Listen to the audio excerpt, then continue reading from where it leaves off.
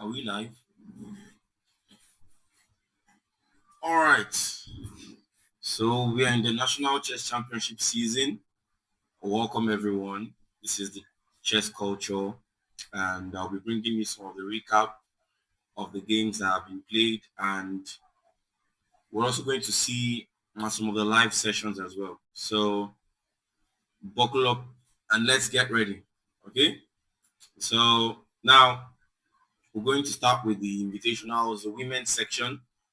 And on the first board, we're going to see a game between Onoja Joy versus Palomo Jessica, and both of them are really are good.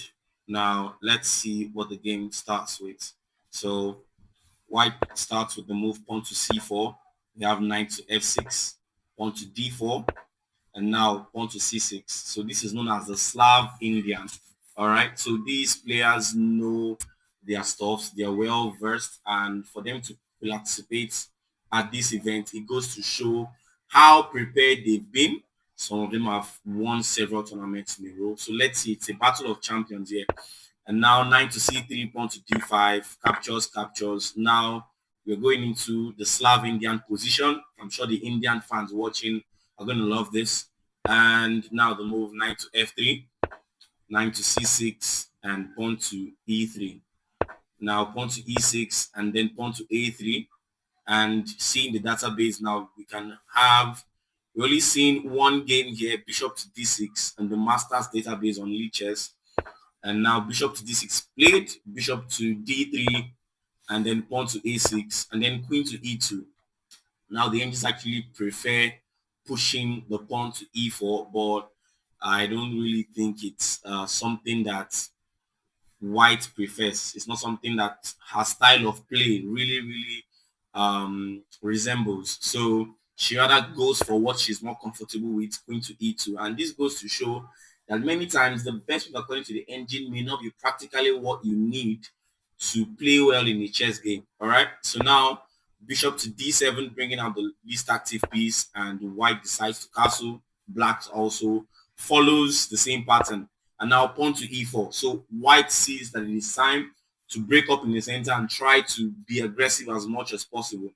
And then the move pawn captures. Another benefit of pushing the pawn to e4 is that it has opened up the bishop's diagonal. So the bishop now has a broader scope in the chess game, and it's something that every player craves for their pieces to be as active as possible. Now pawn captures and knight captures, and now the queen captures. Now it is very good as the queen captured because it creates a checkmate threat here. All right, so this, if black plays any casual move, like let's say bishop here or bishop here, any move that doesn't stop this threat, then checkmate is going to follow. So the engines here are actually suggesting now that black should strike back with pawn to f5. But the problem with this, humanly speaking, is that it has weakened this pawn on e6, and that's the main problem. So here black played the move pawn to g6, and now bishop to h6, a move that actually keeps putting on pressure on the black side. So now the rook comes to e8, and now knight to g5, a brave move here. The idea now would be to maybe swing the queen over to h4 and then play a move like this, or try and force checkmate one way or the other. All right, so now pawn to f6 comes in. Now the move that, this is the move that you can say that White has been praying for in this position. White has been really, and I think here White will be willing to even give Thanksgiving for her to get black to play the move pawn to f6, and now she returns back knight to f3. So there was a grandmaster by the name Anatoly Karpov that gave that brought about this kind of initiative in chess. It's called I've forgotten the exact grammar he used, but I knew the idea behind it was to provoke a player to play a move that I make a move to make you make a move that you won't make on a normal circumstance, and then I come back to the original position that I have, but you cannot return back to the position that you had. All right. So for those watching, if you know the name, you can drop it in the comment section, and that's what White successfully did here. And now the move bishop to f8. black decides to ask for an exchange of bishops. Will she agree or decline? She decides to accept the trade and pawn captures, and now the move pawn to d5. Here the NGs actually prefer the move pawn to h4. It's something many GMs wouldn't even hesitate to find. But pawn to d5 here has a very direct message. It's that I want to attack and I want to open up the position as much as possible. That's one of the rules of attacking as well. So when you're attacking in the chess game, one of the things that you need to do, or when you want to attack, you need to try to open up the position. That is the main idea behind a successful attack. So now pawn to d5, strengthening, and then White is saying, yeah, I really want to attack. I need to attack because this is the national chess championship and no one came here to play. No one is joking here. Everyone is out for blood. So now pawn to d5, pawn captures, and now White is definitely happy with this. Pawn captures. Now the benefit of this also is that now the light square bishop can also partner with the queen along this diagonal and begin to cause havoc on the board. Although the edges are slightly favoring black, but practically speaking, you realize that this is something that many experienced players would prefer white for. Now let's see how it goes. Now the bishop attacks the queen. Check. Queen to c5, checking the king, attacking the king, and now king to f7. Although here the engines were actually preferring queen to e7 to try and trade off things and enter a more stable position. So now the move king to f7 goes to show that, okay, seems like I also need to fight as well. That's what black is actually saying with this move. And now the move rook a d1, bringing this inactive rook. Now I can call it jobless per se. It can be like a jobless undergraduate or maybe a jobless graduate. So it bringing this jobless graduates now into the battle, into the workforce, the labor force, to try and cook up something here. And now the move queen to e7 comes in, queen to e3, stepping back, or not just stepping back now. I might also try to bring the queen now, just smuggle the queen to the h6 square. All right, and let's see what white does, what black does here. The best move now is actually to step the king aside to put to h7, preventing this idea. And now in many chess textbooks, which I don't read, the main chess textbooks, this is called prophylaxis. Now one of the grandmasters that demonstrated this art of prophylaxis is Grandmaster Anatoly Karpov as well. So he's a very good grandmaster that became a world champion simply by always trying to follow up with this idea. And it's simply asking a simple question: what is my opponent threatening, or what can they plan to attack? All right. So now the move rook a d8, black brings another jobless undergraduate back into the game to try and bring things in. And now the second jobless undergraduate comes in, and now you can see that all four rooks are placed and are looking at each other. So let's see who's going to make the most of it.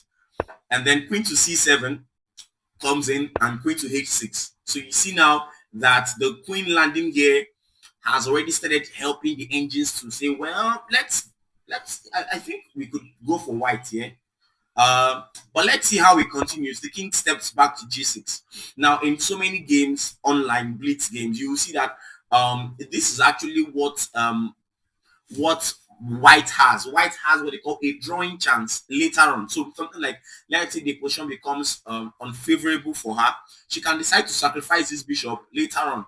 And then if pawn captures, the queen can come in and then give a perpetual check. That's a series of check that forces white to just simply keep moving the king, and it to just end in a draw. Now the move pawn to h4 comes in, and now the bishop attacks the rook. So the bishop comes here now, trying to make this rook feel uncomfortable. So this rook cannot come here because rook captures, and if this captures, this bishop is going to fall. All right. So now the move rook to e8 comes in first. White decides to take the initiative first and captures, and now rook to c1. Now this rook isn't just jobless here. What the rook is actually doing, it's spinning the knight to the queen. All right, and then queen coming out to d6, and queen coming out. The rook now comes out to c3. So the jobless rook that was on a1 decides now to come here and reroute itself and it's now doing professional activities. It's now contributing to the economic growth of the economy. So bishop to d5, and now pawn to h5. This is really, really getting scary because all sides are really, really giving it their best here. And then bishop captures f3. So what else? This move now actually helps black to helps white to have a very, very good or a very likable position, because the best move here was actually queen to f8 to try and beg the gods, just give us grace for a draw here. So now the move, bishop captures knight, pawn captures, and now knight to e5. This is a brutal mistake. The best move here was actually pawn to f5, which was something that was desperately needed, because um, you realize that the bishop here controls this diagonal. The pawn controls this diagonal, attacks this pawn, and there are only two defenders. There's only one defender actually, sorry. And then this rook is also this jobless rook. This once jobless rook is now beginning to look jobless as well. All right. So now the move knight to e5, what it does now is that it helps white to find a series of forcing moves that will put her in a completely winning position. And then it starts with the move bishop to c4. Sorry, bishop to c4 is a mistake here. The best move was actually pawn takes, capturing this pawn, and let's see why. Now, pawn captures. The engine is not even saying that you should capture back, because if you capture back, now this is becoming chaotic. Oh, sorry, you can't capture. Oh, sorry. Oh, my I'm seeing double. Sorry. And that was because if queen captured, the knight is going to capture this. So pardon I don't know whether it's Gary or something, but yes, the best move is bishop captures, attacking this and also helping white to threaten the checkmate here. All right. So now let's get back to the main position. With bishop check. Now the bishop comes to the c4 square. It's not coming here to dance. It's actually coming here to kill. So it's called a killing death. But according to the engines here, the engines are actually saying that now there's no possible fighting chance here. But I don't think the engine is actually a human being. If not, so I've actually seen what black would respond with. So knight captures, which is a brutal mistake. The best move was just simply king to h6, king to h8, which is practically difficult, because if the king moves to h8, now rook to e3 comes in as a very, very brutal move, a very brutal one at that matter. All right, and then every other thing begins to look far uncomfortable for the position. And then let's see what happened now. Knight captures, now threatening a smooth checkmate. So this pawn is a smooth criminal. It's a smooth criminal. So the pawn is forced to cap. Was it forced? I think the best move was just queen to d7, according to the engine. So queen to d7, and then you can say that black will successfully lose 2 pawns. All right, but now pawn captures. This comes in, and now the rook captures. So this is becoming a rampage, a huge rampage on the board. And the best move now is b5.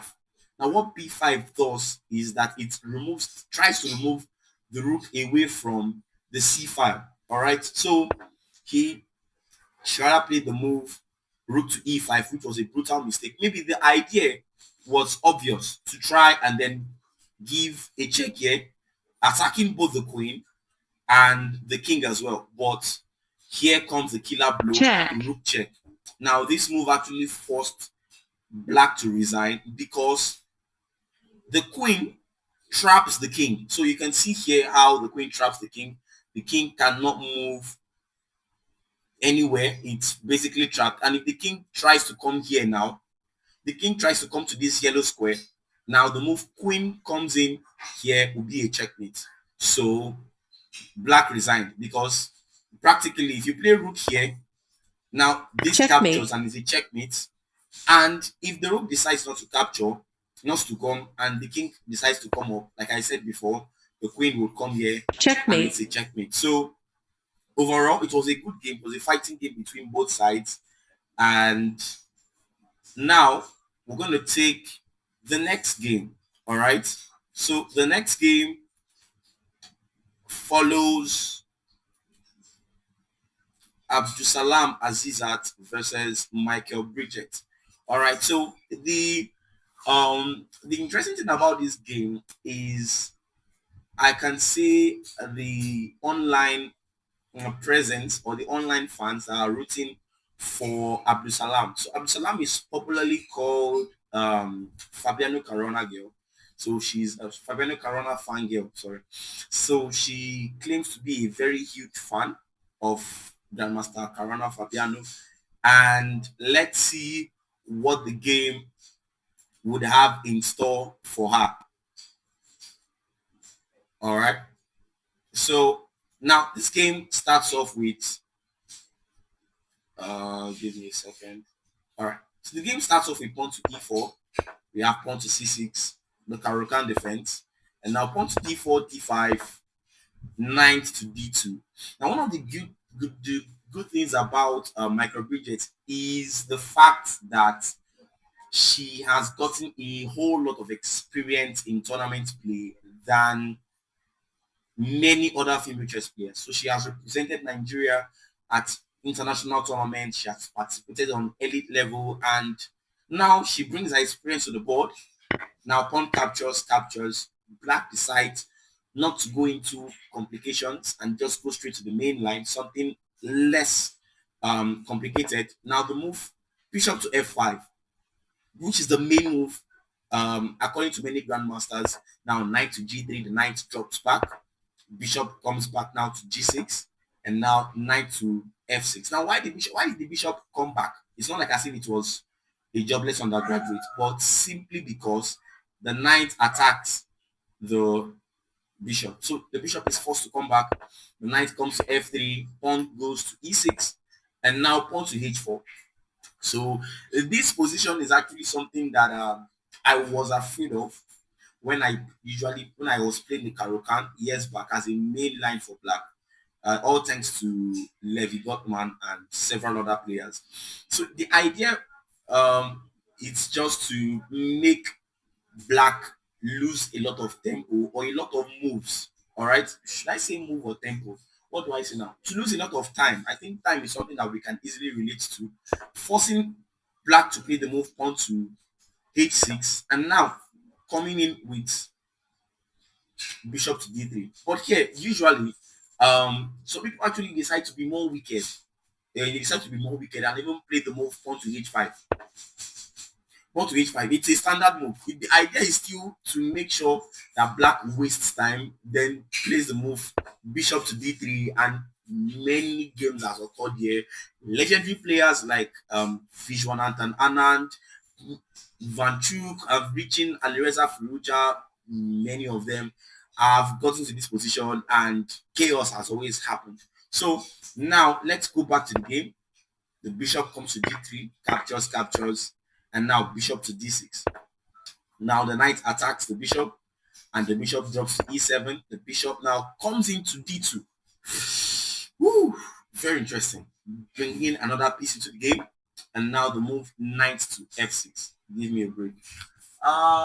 Is there water? Cold one. Check if it's cold now. All right. So bishop knight comes into f6. I have to get water so that I won't die of thirst on the stream. So now long castles. So this is a clear indication of war. All right. So whenever you see someone castling to the queen side, two factors are usually present. The first is maybe the king side has been ruined, or the second is I'm going for the kill. Let's fight. I want to fight here. All right. So okay, thank you. Um. Uh. Okay. So I'm trying to check. I just got a notification. Something. Um. I don't know. I'm trying to check it if it's working. Uh. if you're currently watching the stream, can you just drop a comment now so that I can know if this is something that is working?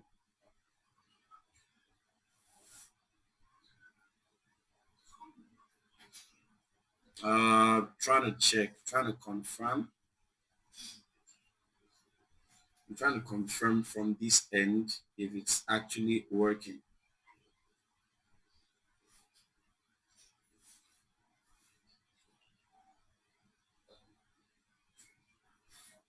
Uh, is it working? Not seeing anything. Uh,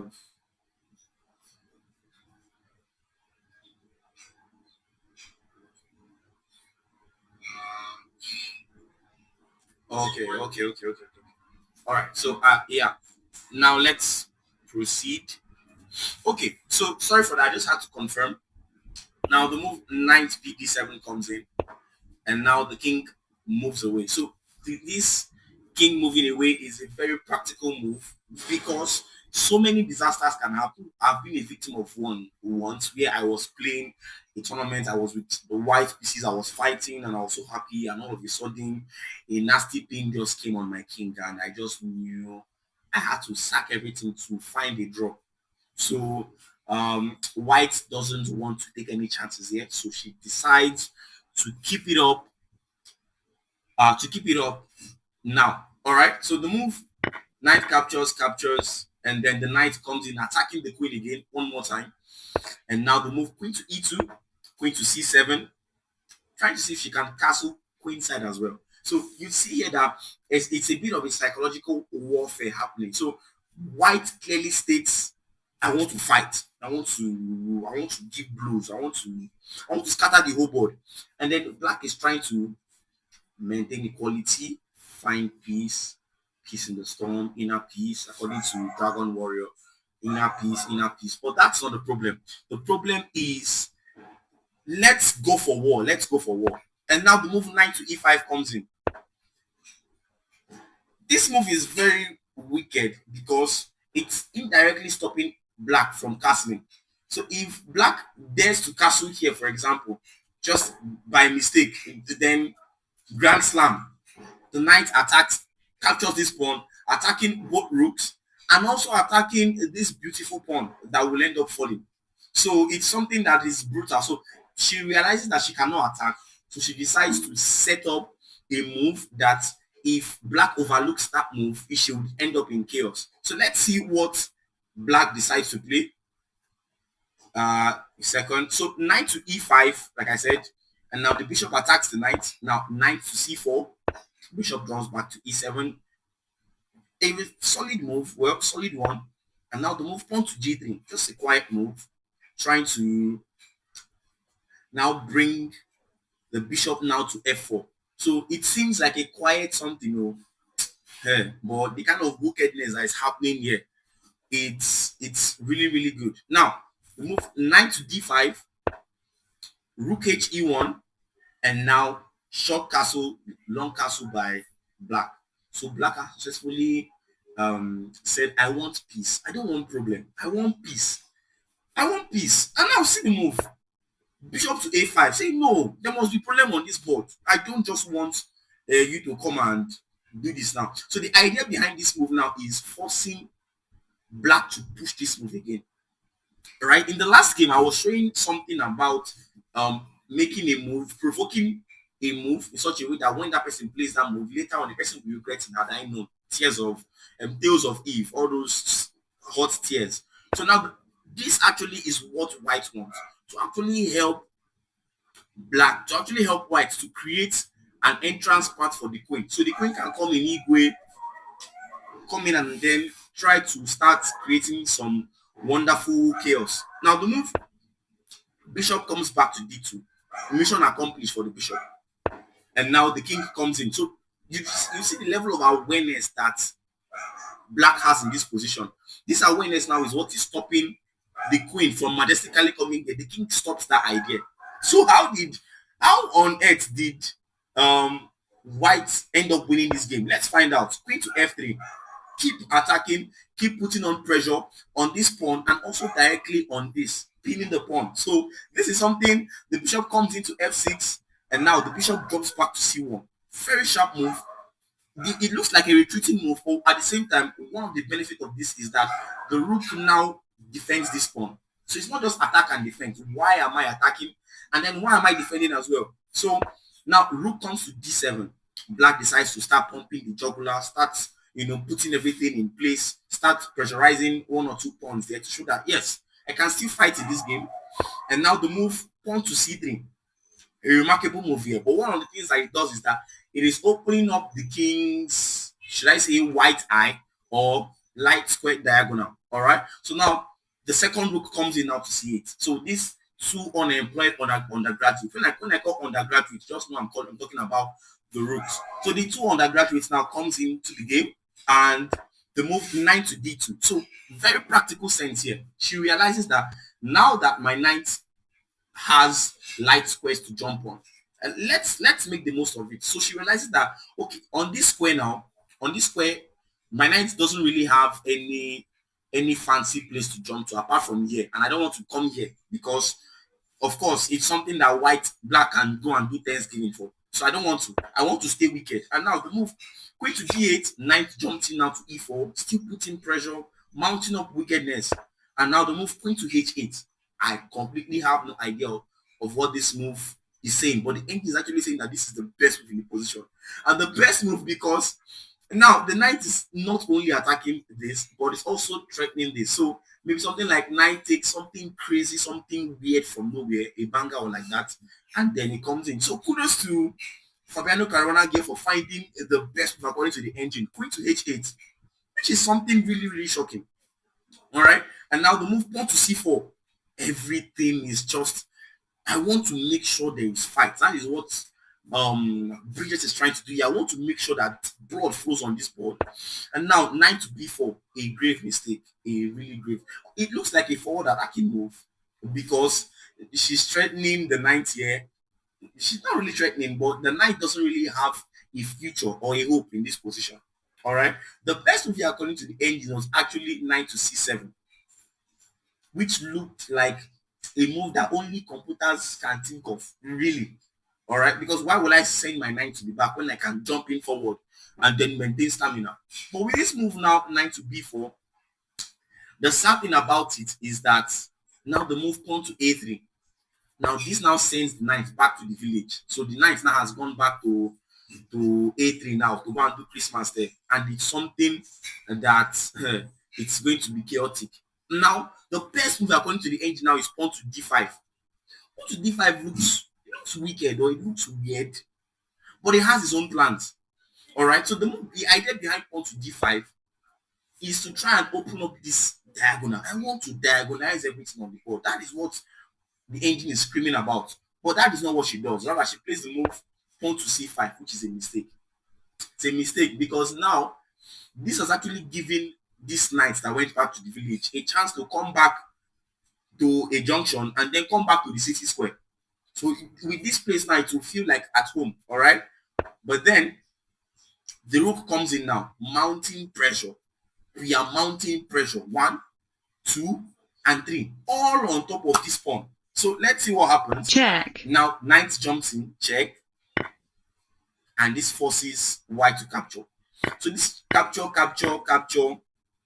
and now this is something that no one is going to be really happy playing with black. That's the should I say wicked truth, but no one is really going to be happy playing with black. So now the move bishop to f4 coming in, white is still, the pressure that she has been making, it's now beginning to show steady effort. When you are grinding steadily and then your hustle now becomes something that everyone can relate to. Now the rook comes back to d7, and now she now says, okay, now let's trade the bishops. Nothing really concern me here. So she says, no, I won't trade on your own terms. I will not trade to open up the position in your own favor, because I know now to take is a mistake in this position. And now the move rook to c1 comes in, putting more pressure. This is what they call pressure So this is she's putting more pressure on the board. She wants to pressurize everything, and the rook cannot even come here because of the bishop, this Christmas bishop, Santa Claus. Yes, looking very wicked. And the knight itself cannot still come here because I can still capture with this and still try and chop one New pawn. message for you. Comes into c2, capture. Capturing the rook is something really, really bold here, because now you can see here that this is something that is really, really coming on. And then this rook cannot even capture this because there is something here. It can't also capture this because there is still the threat on f6, on c6, sorry. So now the move queen to f6 is a, should I say, bloody mistake according to soldiers. It's a bloody mistake, but she doesn't find the best way. The best was actually to just play capture, and then enter a winning endgame. All right, but it's not really like you say winning, but that was the idea behind the engine's move. But she decides to still keep the pressure on the board by playing the move queen to c3. Now let's see, rook comes in. This is technically a draw according to the engine. The engine are saying now there's no need for black to panic. New message for you. Okay, so the new rounds have started, and now black has only 11 minutes 30 seconds. So let's see what happens quickly. Rook comes back. This comes in. This comes in. This comes in. Bas, boss, bas. Now this is where they blunder. This is the critical position where the knight decided to go back and take a retreat. It was a good idea because she wanted to switch the knight now to f5 and then partner with her angelic rook and queen to try and cause some chaos. But this is actually what made her pack the board quickly, because the move rook coming in now to f4 is a slightly wicked move. I won't tell you why immediately. Now this forces the queen to go back, and now the move queen to e5, a very dangerous move. It's a dangerous move because if the queen captures, this pawn captures, attacking this, and also capturing to attack this. So nobody is safe in this position. Captures. Check. She decides to check, come back, and now she plays the beautiful move knight to f5. Or is it beautiful? No, because the move pawn to g4 attacks the knight now. Now rook coming in, begging for an exchange. She says, I will not exchange on your terms. I will not, Grandmaster Maurice Ashley was actually talking about the 3 types of exchanges. There is the fantastic exchange, there's the foolish exchange. Sorry, there is the forced exchange, there's the fantastic exchange, and there's the foolish exchange. So she realizes that taking that exchange there would have been foolish. So she decides that this exchange will actually make my position to become good. So now she captures on her own term, captures, and now the knight captures the h pawn. But can the h pawn h something in this board? Let's see. Now the rook comes into f4. No way home for black. Black decides to have an idea. Pawn to h5. Check. Capturing with check first of all. Capture, chop this, and now the rook coming in now to h7, giving this pawn no turning back. So the knight comes in, capturing, coming, rook in, and then just trying to fight everything out. Now she decides, okay, there's no need to be wicked. So she plays this, capture, but now this endgame greatly favors white here. So this comes in, just a matter of technique. With that international experience, you don't expect her not to get this, because now if pawn captures, this comes in, and that's what happens. All right, so yeah, if you're still with me, thank you so much, John Bauer. I really appreciate your comment. If you're online watching, kindly let me know, and then I would still be going forward and backward. So we'll be reviewing some of the games that has happened, while we're also keeping tabs with the games that are currently ongoing. All right, so now these games on this round, now this is the 4th round of the National Chess Championship, and oh boy, I am really excited for what is happening. I'm really get up, and let's see what happens now. On the first board we have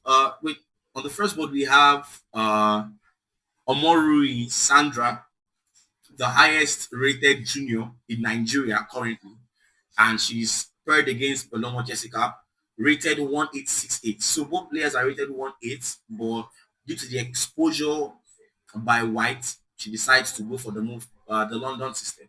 Now the London system, it's likened to a brutal setting that helps. It's just something solid, not really drama or something. Just trying to keep things at bay. So the game starts off with pawn to e4, pawn to d4, knight f6, bishop f4, and e6. So this is London. But this is also called the accelerated London because many times, there are many moves that can come in here. But let's go on to the next game. The next pairing is between Samson Peace versus Ofowino Torishemwa, and it's really exciting to see what happens here because both players are reputable in destruction. They know how to cause chaos on the chessboard. So let's see how the game starts. First of all, pawn to e4, pawn to e5, knight f3, knight to c6, and now bishop to b5. So this is the Roy Lopez. For the professional players out there, I'm sure they know many theatrics of this position. But for we, the beginners, the idea of the Roy Lopez is simply for beginner level. It's just something strategic, all right? So, other words, you can call it the Spanish Open. So if you want to impress someone, and then let's say you don't know anything about chess, and the person just says, "Do you know the Roy Lopez?" You can just reply, "Yes, I know this. It's not the Spanish Opening." With that alone, you already created this image that, oh, this person actually he knows chess, And then I remember when I was like that also, when I wasn't really like a really good player or something, and then I also wanted to impress that I'm actually a very good chess player. So I just person asked, this move now, this intermezzo. What do you think about this intermezzo that was played here? I did not know any single thing about the game, so I just said, well, it's a tactic. And that was one person was like, yeah. You understand my point. And that was how I just made a very good impression on the person that, okay, yes, I'm actually a very strong chess player or something. So now the position comes into pawn to d6, and let's go on to the next game. So this pairing is really the sweet thing about the National Chess Championship is that there is no dull moment. There is no dull moment for any side at all. So let's see what is happening here on the third board. Now this is between Ajanwachuku Eunice versus Suleiman Azumi Aisha. Now both players have proven themselves to be formidable players because if I put my cursor here now, you would see that Azumi Aisha has actually been playing formidable opponents. Although she doesn't have like would you say lovable result, but at the same time you can still say that yes, she's actually giving her best at this event. So let's see what happens. Now pawn to c4 comes in. White decides to let's try something flexible. Let's not just go there's book line or something. Let's Shali one now. Let's do something. And now the move knight to f6. The other knight comes in now.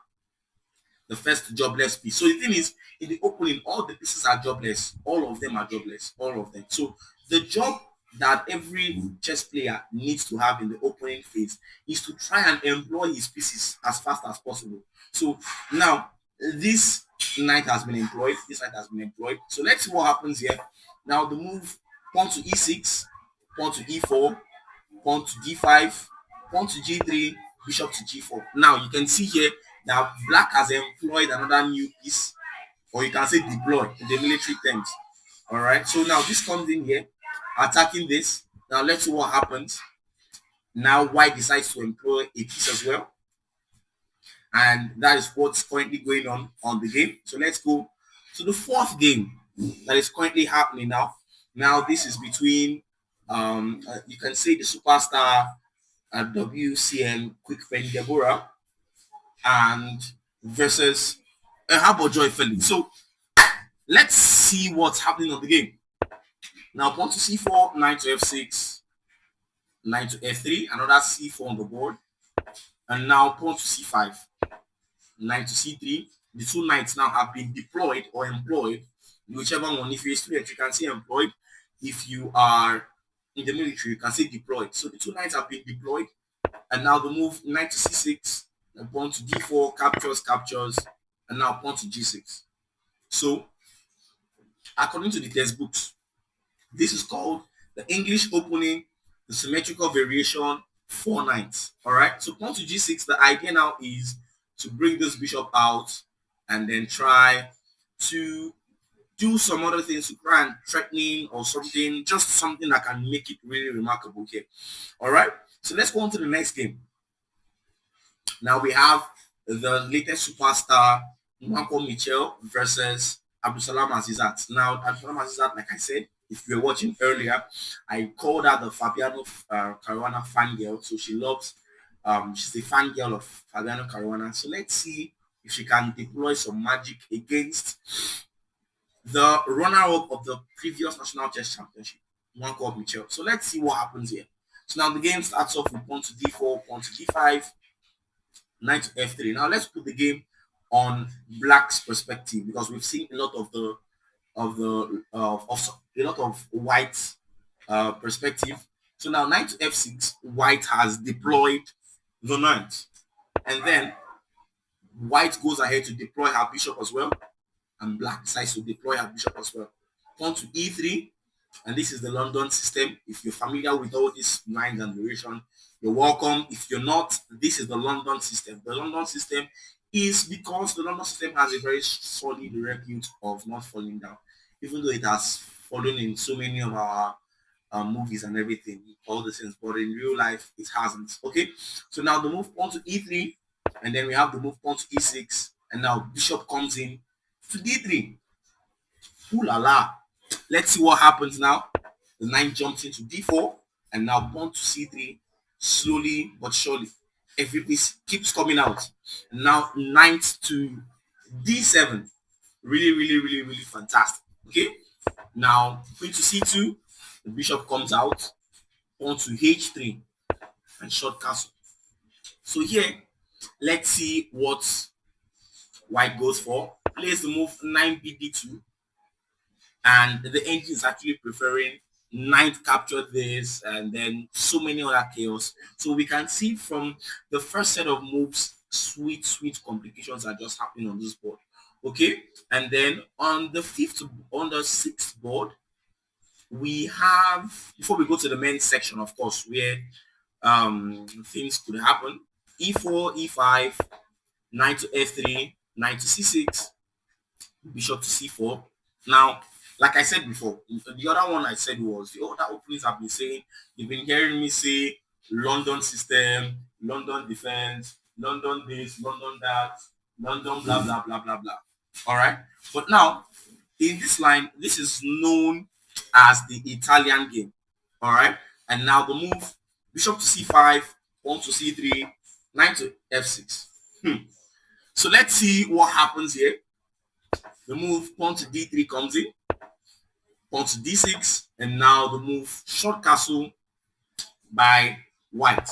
Now pawn to h6 and pawn to h3, stopping the wicked idea, the wicked plans and everything that black can use to cause chaos. So now we have the move short castle, and let's see what happens in the next game. Now the beauty of this particular game is that it's a round robin.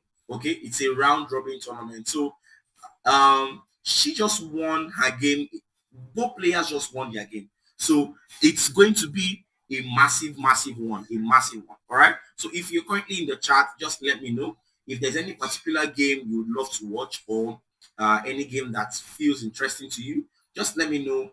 And in the female section, and now let's move on to the male section. So the open section, and not the male section, the open section. So let's see how the open section is going to begin. Okay, so while it's loading, let me take a glass of water. I'll be back.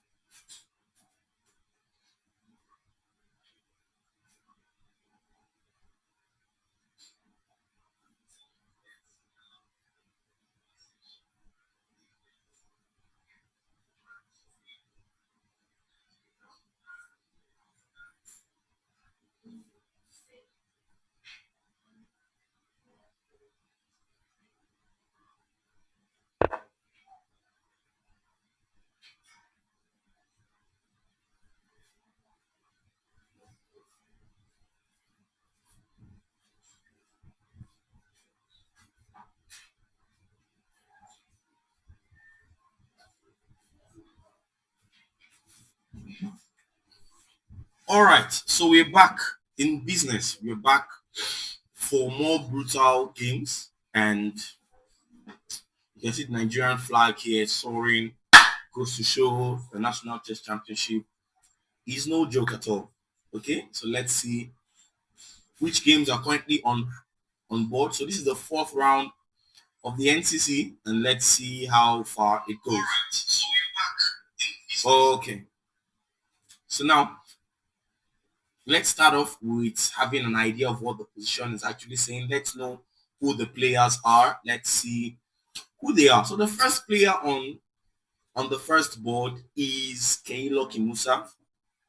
And then his means of qualification was that he was chosen as the official wild card player due to his excellent performance in various tournaments in the northern region of Nigeria and his demonstration of quality leadership. So let's see what he played so far. So for context, he hasn't won any single game in the tournament, but he has proven to be a very formidable player. After losing his round one against FIDE Master Callistos, which was a very beautiful game, he moved on to the second round, playing against Olarewaju. I am elect Olarewaju Ajibola, ending up with a draw. And now to the third game, also ending up with a draw against New Matese Ferdinand. Now you just these things as just draw, but they don't just shake hands and say let's just go on the draw. No, they actually fight it out to the end, making sure that both players are actually making the best moves that they have to make. Okay, so now let's see from FM Akincheye's side. So now FM Akincheye hasn't really been doing what he really wants to do, but he's also playing on a very classical level.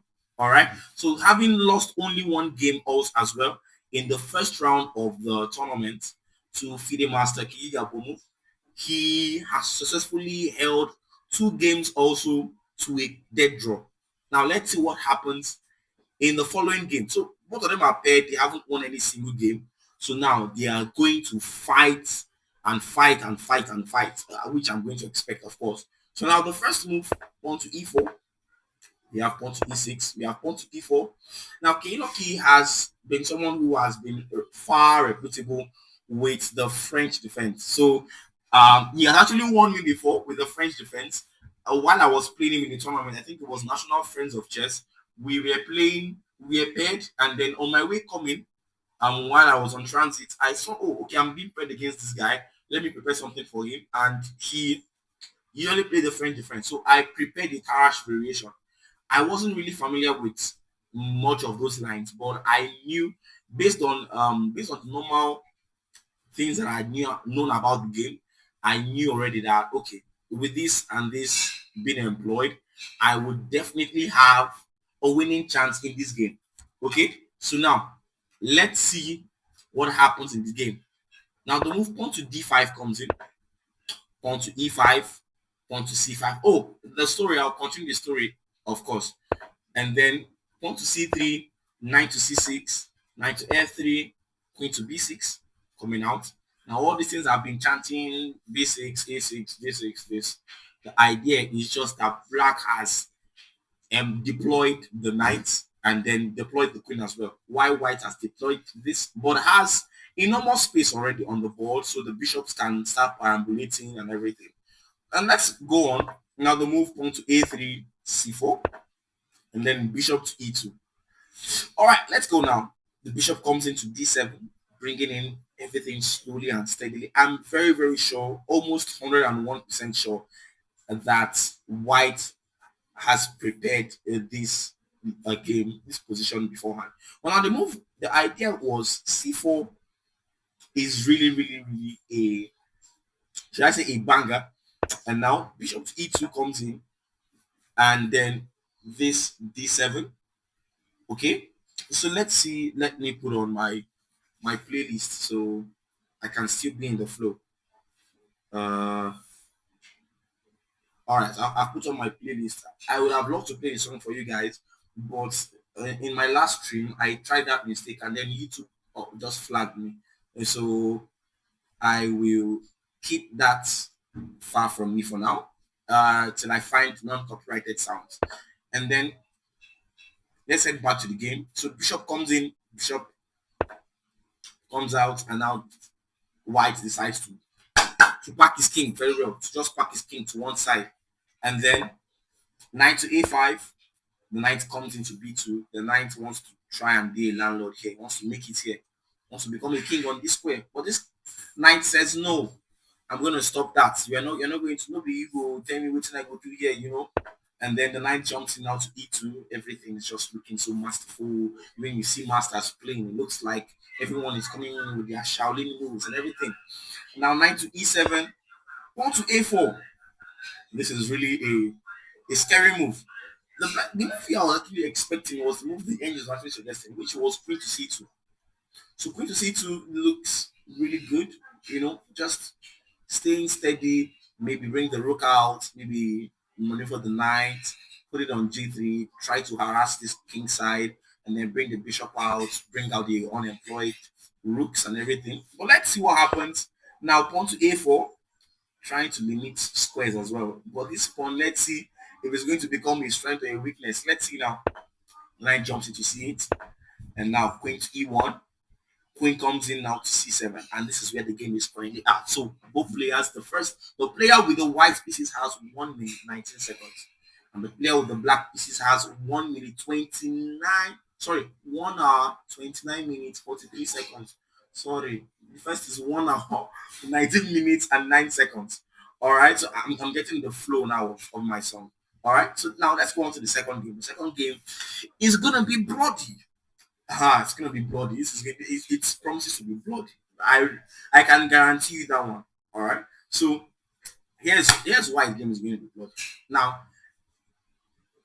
let's take a stock of the players. So the player with the black pieces is the defending national champion of Nigerian chess, and he goes by the name Inuma Tessie Ferdinand. He's a very brutal player, and for him to win last year goes to show his level of reputation is quite on the dangerous side. All right. So having won his first game, making a bold statement in the tournament, he is now paired against the runner of the last event, which is FIDE Master Abdurrahim Akintoye.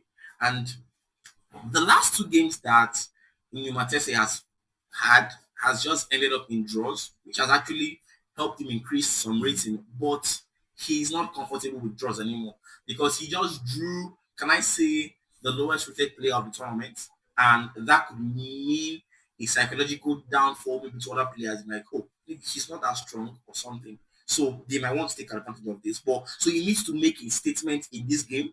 And let's see, maybe he's able to pull that off. All right. So he's playing against the runner-up, FIDE Master Abdurrahim Akintoye, who just suffered a brutal defeat. Before the last round, he was the sole leader. I mean the soul, the spirit, soul, and body, not that one. I mean the soul, SOLE. He was the sole leader of the tournament, and he just lost to I am elect Olarinwaju Ajibola. This is the same player that Numatese Ferdinand used, or should I say used? He won to make a bold statement in the tournament. So let's see now. Losing to him could mean that both players now are lashing out for attack. So let's see.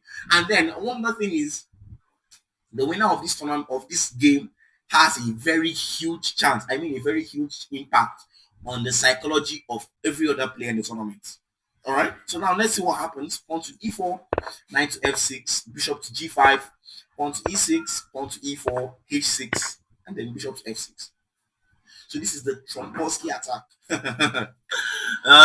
When I see Trompowsky, I know that something is about to trump out. What I said is absolutely rubbish. So just have that in mind. All right. So the Trompowsky attack is a classical opening in chess. Many players use it as a surprise repertoire. But if you're well prepared with it, we could see some fighting chance on both sides. And now the move queen captures the bishop. The queen doesn't want to sit there idle all day. And now the move pawn to c3. The main idea, I mean the main and major idea of this position for white is to blunt the entire dark squares, to make the dark square bishop to start seeing double on the board, to make the dark square bishop to beg for squares to move on. And now the move pawn to d5, black plays fearlessly. And now the move pawn to d3, bishop to d3, white decides to employ or deploy a piece in the game. And now pawn to c5, this is what they call reckless attack. Is, well, can I say reckless? I won't say reckless. It's trying to be brutal as much as possible. Pawn to c5. When I was, can I say a lower rated player? Let me see. When I was around 1400 in chess, I usually hated playing the move pawn to c5 because it will just, my whole body be doing somehow. It's just be feeling really, really weird. All right, be feeling really weird. But when I started understanding chess a little, I can't say that I understand chess at all. But at least when I started understanding the game a little, I realized that, well, it can actually be a very good idea because I started scoring some wins against good masters. And now the move knight to f3 comes in. Black has employed white has employed another piece. And now knight to c6. So just to check, if you're still with me on the stream, kindly just drop a comment and I would see it, and then you'll be duly recognized. Thank you so much. I am seeing someone. I'm trying to see if okay.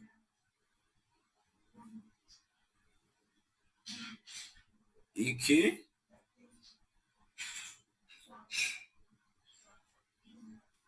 All right, David, thank you.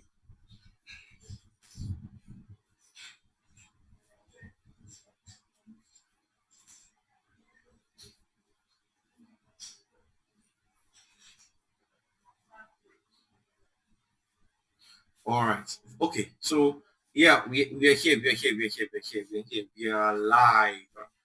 All right. All right. All right. Let me confirm. Okay. Thank you so much, John Bauer. I can see your presence. Thank you so much for who else? Who else? Who else? Who else? Okay. Thank you so much. All right. Mm, what is it? Okay. So now short castle by white, and now the queen returns to d8, which is really now the surprising thing for me in this game is not that it's an opening that I don't have much ideas about, but the fact that this is actually a textbook line.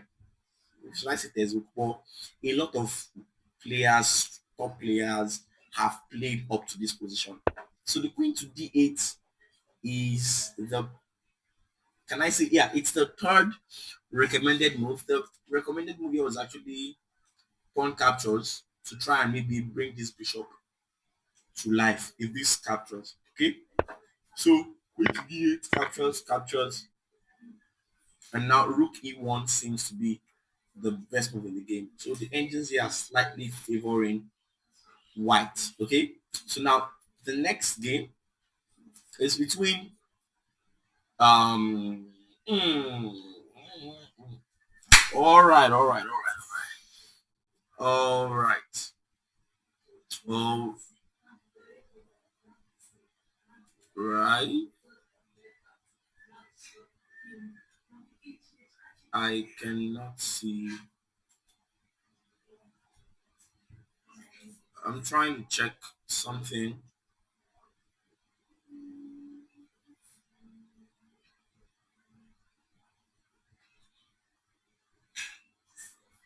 Okay.